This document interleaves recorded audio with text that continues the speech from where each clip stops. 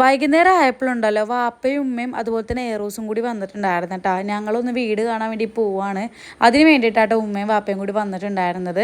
ഏറൂസിൻ്റെ പിന്നെ നഴ്സറിയിൽ നിന്ന് വിളിച്ചിട്ട് നേരെ ഇങ്ങോട്ട് കൊണ്ടുവന്ന കേട്ടോ. അപ്പോൾ ആൾക്ക് സ്നഗ്ഗിയും അതുപോലെ തന്നെ മുഖമൊക്കെ കഴുകിച്ച് ഞങ്ങൾ വീടൊക്കെ തിരിച്ച് കണ്ട് വന്നപ്പോഴത്തേക്ക് ഐനൂസ് ഉറങ്ങിയിട്ടുണ്ടായിരുന്നേ. ഏറൂസിന് പിന്നെ ആരെ കൈയൊന്നും പിടിക്കണ ഇഷ്ടമല്ല കേട്ടോ. അവൾ തനിയെ ഇങ്ങനെ നടന്നോളും. ഞങ്ങൾ പുറത്തുനിന്ന് ഇത് ആദ്യമായിട്ടാട്ടോ ഇങ്ങനെ കാണുന്നത്. ഞങ്ങൾ പുറത്തിറങ്ങി ഇങ്ങനെ നോക്കിയിട്ടൊന്നും ഉണ്ടായിരുന്നില്ല വീട് എത്രത്തോളം പൊളിച്ചെന്നുള്ളത്.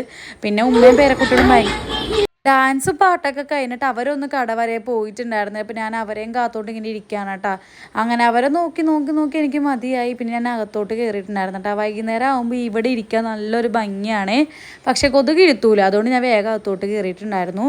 അപ്പോഴത്തേക്ക് ഉമ്മയും വാപ്പയും വന്നിട്ടുണ്ടായിരുന്നു. എനിക്ക് സാമ്പാറിന് വേണ്ടിയിട്ടുള്ള പരിപ്പും പപ്പടവും പിന്നെ വാളംപുളിയൊക്കെ വാങ്ങിച്ചിട്ടാട്ടോ വന്നിട്ടുണ്ടായിരുന്നത്. പിന്നെ എനിക്ക് കഴിക്കാൻ വേണ്ടിയിട്ട് കടികളും വാങ്ങിച്ചിട്ടാട്ടോ അവർ വന്നത്. കടിയൊക്കെ കഴിച്ച് ചായയൊക്കെ കുടിച്ച് അവർ നേരെ വീട്ടിലോട്ട് പോയിട്ടുണ്ടായിരുന്നു. അപ്പോൾ ഞാൻ വേഗം സാമ്പാർ വെക്കാനുള്ള പണി നോക്കുകയാണ് കേട്ടോ. അങ്ങനെ ആദ്യം തന്നെ പരിപ്പ് വേവിക്കാൻ വേണ്ടി വെച്ചിട്ടുണ്ടായിരുന്നു. അത് 4-3 വിസിൽ വന്നപ്പോഴത്തേക്കും പരിപ്പൊന്ന് ചെറുതായിട്ടൊന്ന് അടിയിൽ പിടിച്ചിട്ടുണ്ടായിരുന്നു കേട്ടോ. അപ്പോൾ അതിനെ വേഗം ഒന്ന് മാറ്റി കൊടുക്കുകയാണ്.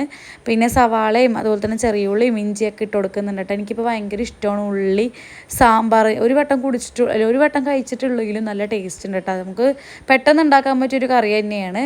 പിന്നെ വേഗം തന്നെ പപ്പടം കാച്ചി വെച്ചിട്ടുണ്ട്. പിന്നെ സാമ്പാറിലോട്ട് താളിക്കാൻ വേണ്ടിയിട്ട് കടുക് പൊട്ടിക്കുന്നുണ്ട്.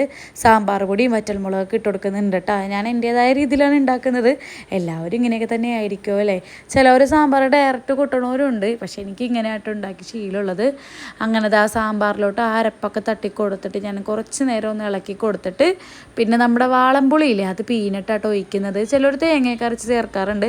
പക്ഷേ എനിക്കതിൻ്റെ ആവശ്യമൊന്നും വന്നിട്ടില്ല. കാരണം നല്ല കുറുക്കി തന്നെയാണ് സാമ്പാർ കിട്ടാറുള്ളത്. പക്ഷേ സാമ്പാർ പൊടി കുറച്ച് കൂടുതൽ ആഡ് ചെയ്താൽ നല്ല ടേസ്റ്റ് ആയിട്ട് എനിക്ക് തോന്നിയിട്ടുണ്ട് കേട്ടോ. പിന്നെ കുറച്ച് പാത്രങ്ങൾ പറഞ്ഞിട്ടുണ്ടായിരുന്നു. അതെല്ലാം കൈയോടെ കഴുകി വെക്കണം കേട്ടോ. അതിൻ്റെ ഇടയിൽ ഐനൂസ് കുറച്ച് പാത്രങ്ങൾ എടുത്തിട്ട് പോകും. അതിൻ്റെയും പാത്രം ഉണ്ടായിരുന്നു. അതും കഴുകി വെച്ച് പിന്നെ നമ്മുടെ തിണ്ണപ്പുറമൊക്കെ ഒന്ന് തുടച്ച് ഗ്യാസ് സ്റ്റൗവിൻ്റെ അടിയിൽ മേളൊക്കെ തുടച്ചിട്ട് ഞാൻ നേരെ ഹാളും കൂടി ഒന്ന് തുടച്ചിടുന്നുണ്ട് കേട്ടോ. ഐനൂസ് ആണെങ്കിൽ അവിടെ പോയിട്ട് കുറേ വെള്ളമൊക്കെ കൊട്ടിയിട്ടുണ്ടായിരുന്നു. അപ്പോൾ അതെല്ലാം തുടച്ചിട്ടിട്ട് ഞാൻ നേരെ പോയി മേലെ കഴുകിയിട്ടുണ്ടായിരുന്നു.